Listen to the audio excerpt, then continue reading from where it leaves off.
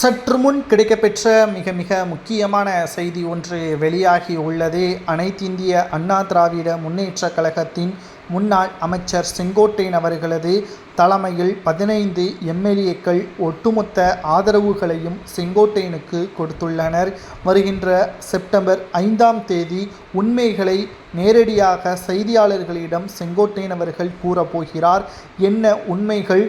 15 எம்எல்ஏக்கள் எதற்காக செங்கோட்டையனுக்கு ஆதரவுகளை தெரிவிக்க வேண்டும்? அடுத்து அதிமுகவில் நடக்கக்கூடிய மிக முக்கியமான மாற்றம் என்ன என்பதை தான் இந்த வீடியோவில் முழுமையாக தெளிவாக நாம் பார்க்க போகிறோம்.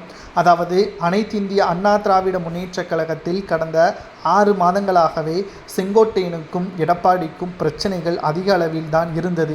கடந்த 2 மாதங்களாக பிரச்சனைகள் முடிந்துவிட்டதாக அரசியல் வட்டாரத்தில் வெளியே பேசி வந்தாலும் உட்கட்சியில் மிகப்பெரிய அளவில் பூகம்பமே வெடிக்கும் அளவிற்கு இருவருக்கிடையே பிரச்சனை உருவானதற்கு காரணம் எடப்பாடியை விட செங்கோட்டையன் சீனியர். அதாவது எம்ஜிஆர் காலத்திலிருந்து செங்கோட்டையன் அவர்கள் இருக்கிறார்.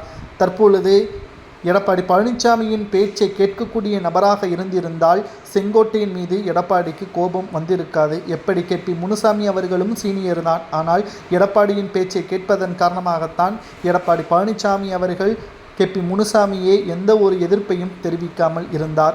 ஆனால் செங்கோட்டையன் அப்படி கிடையாது. தவறு என்றால் அதை தட்டி கேட்பார்.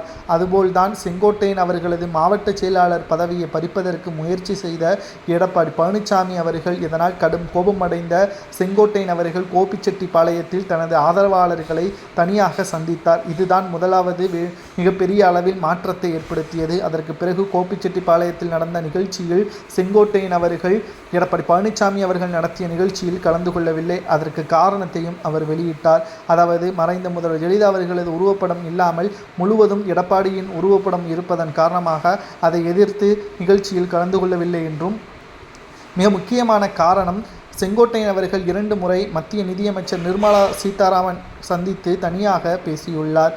இதுவும் எடப்பாடி பழனிசாமி அவர்களுக்கு மிகப்பெரிய ஒரு கோபத்தை ஏற்படுத்தியது. பாஜக கூட்டணி உருவாவதற்கு செங்கோட்டையின் மிக முக்கியமான காரணம். இதனால்தான் முதல்வர் வேட்பாளர் எடப்பாடி தான் என்பதை கூறுவதற்கு பாஜக தயக்கம் காட்டியது. ஆனால் கடந்த 2 நாட்களாகவே முதல்வர் வேட்பாளர் எடப்பாடி தான் என்று பாஜகவின் நிர்வாகிகள் கூறி வரக்கூடிய காரணத்தினால் தற்பொழுது செங்கோட்டையன் அவர்கள் 5ஆம் தேதி பல உண்மைகளை தெரிவிக்க உள்ளதாகவும், இதனால் நிச்சயமாக அதிமுகவில் மாற்றம் நடக்கும் என்றும் தற்பொழுது தகவல்கள் கிடைக்கப்பெற்றுள்ளது.